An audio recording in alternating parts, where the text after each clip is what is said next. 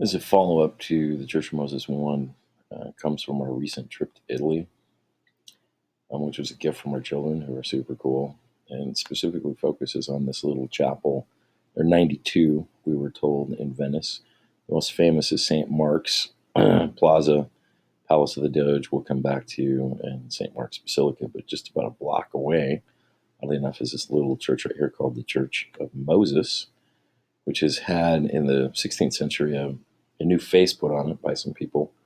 There are actually three people: a father, a son, and a grandfather that paid for this. But when you go inside, it's different. um, and this is what we're focusing on: the examples of Moses with the two-horn hat. The reason that matters is because the Hopis have a two-horn society and a one-horn society. And so when I saw this, I realized that these were Israelites, Hebrews, people from the diaspora. And people say, "What are you talking about?" Well, after I realized that, I went out and took a look. And it's fairly common knowledge that all of this area, after the destruction of Jerusalem in 600 BC, there were a lot of folks that were homeless. And so they just started looking for new places to settle. And in this case, specifically, we're talking about the Etruscans that we know came into what's now known as kind of the area of Tuscany in Italy.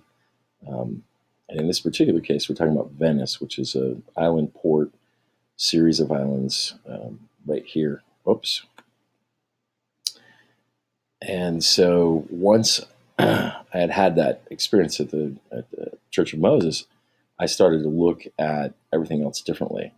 And all of a sudden, oh man, it's just right in front of you. Everything is there. This is the Doge's palace. Um, and these symbols are everywhere. And you're like, yeah, so I don't get it. Well, if you pay attention, the actual flag of Rome, the Vatican City flag, if you look at it, there you go. Same thing. They're telling you who they are. Both these people are telling you who they are. And you're like, I don't get it. Well, just stick with me for a minute. So what most people don't know is there's a two-horn and then there's a one-horn society also. The one-horn society were in charge of the day-to-day operation of the village. Everything from sanitation, cleaning up, to harvest ceremonies, that sort of thing. The two-horn society were the ones who did ceremonies that were necessary to get you into the next world and assure your place there. And you say, so what? Well, interestingly enough, this is the Doge's palace. The Doge was someone who was elected each year to run the day-to-day operation of the city, right? And here's a picture of a Doge. And if you look carefully, he has an interesting looking hat, right? As opposed to the two-horn hat, he's got a one-horn hat. People go, oh my freak, are you kidding me? It's 1,000 years of Doges, and you're picking it. No, I'm not. Actually, if you start looking, all the Doges are wearing this hat. In fact, if you look at their coat of arms, this is the coat of arms for the city of Venice, and that is the Doge's hat on the coat of arms. And you go, but you're reaching. Am I? Because look at what else you're looking at. See this right here? This right here is their symbol.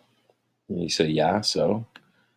Well, there's this interesting story in Genesis 38 where twins are born to the house of Judah, and one of them has a red thing wrapped around his hand.